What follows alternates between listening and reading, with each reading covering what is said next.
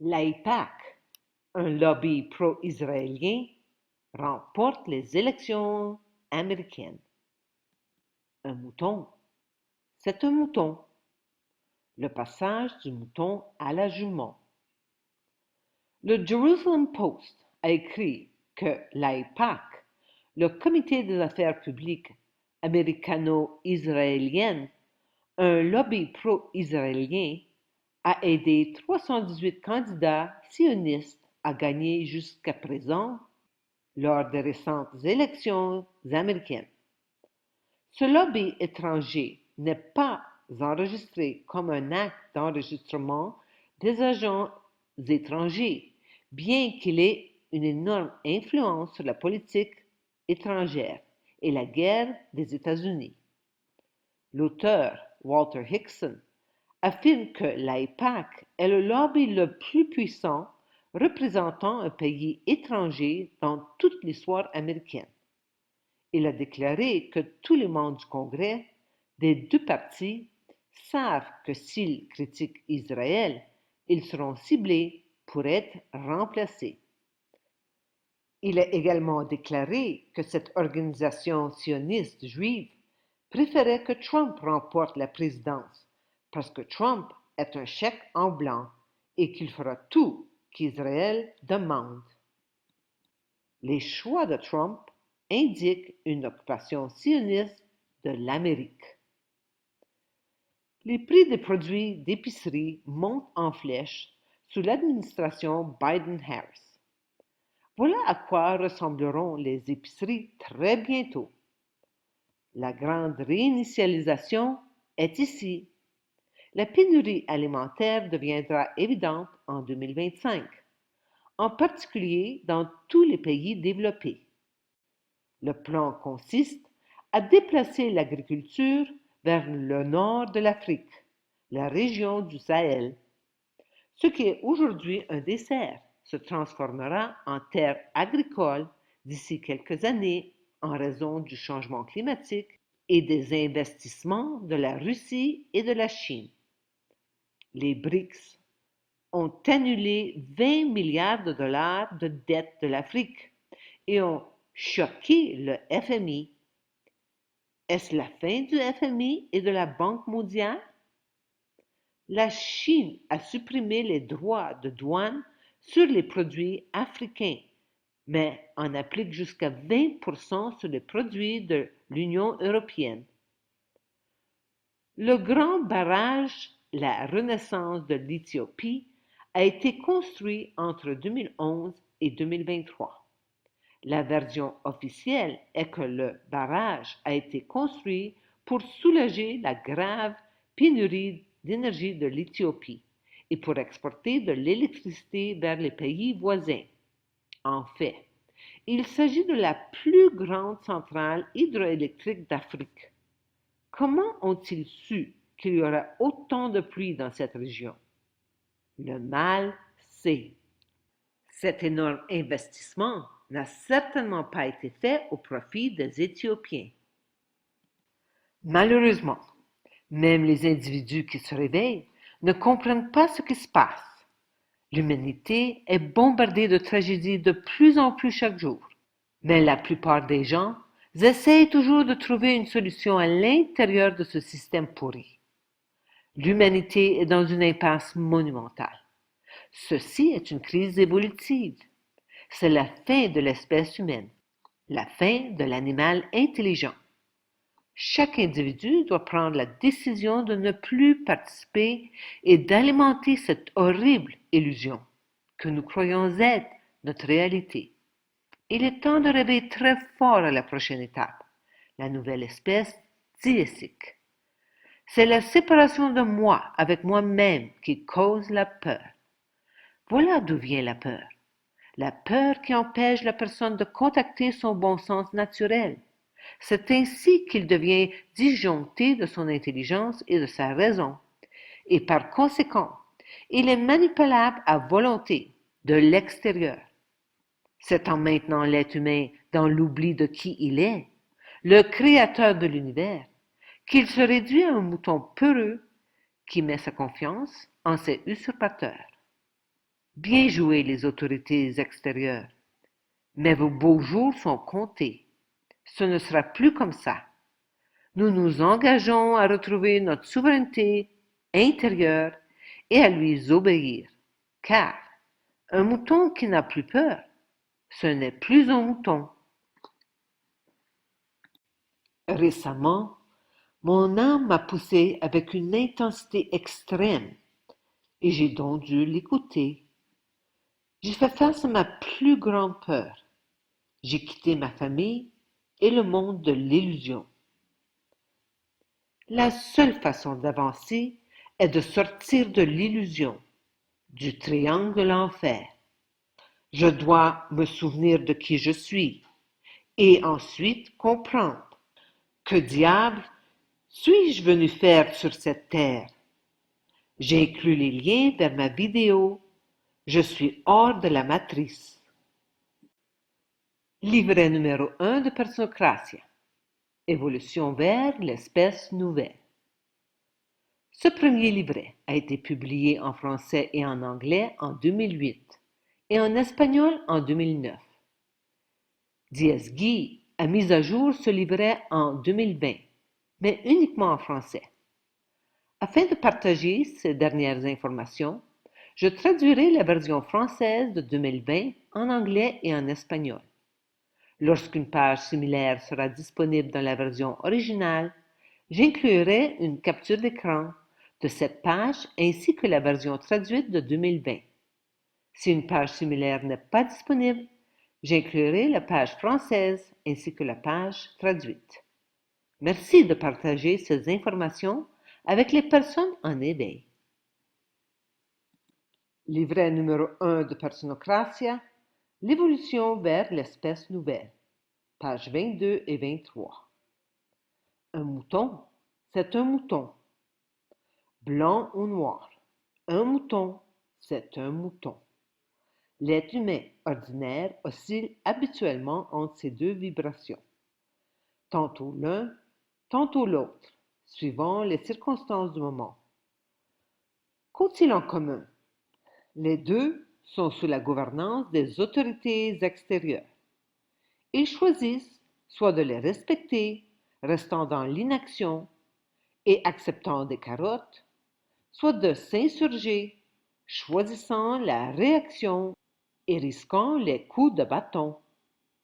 C'est toujours la loi du plus fort qui règne. Le patron est tout-puissant, intouchable. Il se cache derrière bien des masques. Le système de loi. La loi, c'est la loi. Les règles sociales. Big Brother. Les ondes électromagnétiques. Ou mère nature. Ouragan, volcan, sécheresse, tremblement de terre. Le patron des patrons, Dieu le Père, est omnipotent et rempli d'amour inconditionnel. Mais attention, car dans ces mauvais jours, il nous envoie tous les tourments du monde et nous fait vivre l'enfer sur terre. Pourtant, malgré les coups de bâton, le nombre de moutons noirs augmente. As-tu remarqué que de plus en plus de gens protestent contre l'injustice, la guerre, le contrôle des autorités ou les impôts? C'est comme si une bonne partie des êtres humains avait décidé tout à coup qu'elle en avait ras-le-bol. Trop, c'est trop. Tu n'as qu'à entrer dans une classe du secondaire au Québec ou d'un lycée en France pour comprendre. On a vite fait de constater que les jeunes d'aujourd'hui sont des moutons noirs nés. Même les professeurs au primaire font maintenant des dépressions.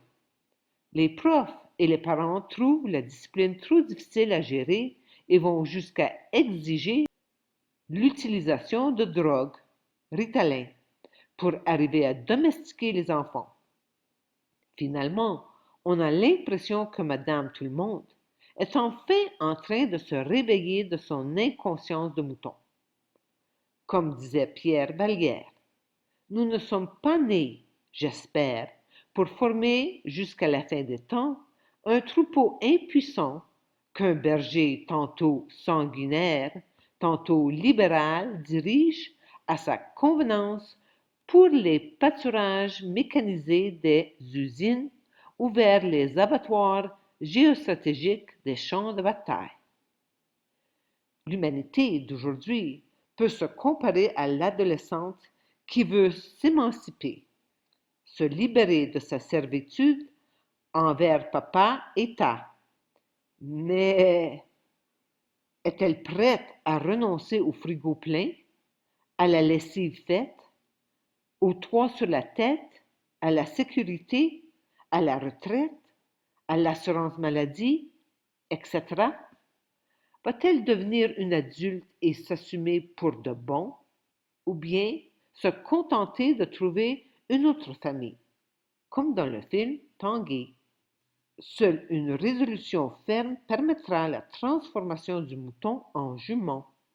Souvenons-nous de la chenille qui passe par le stade cocon, où elle est réduite à rien avant qu'émerge le papillon.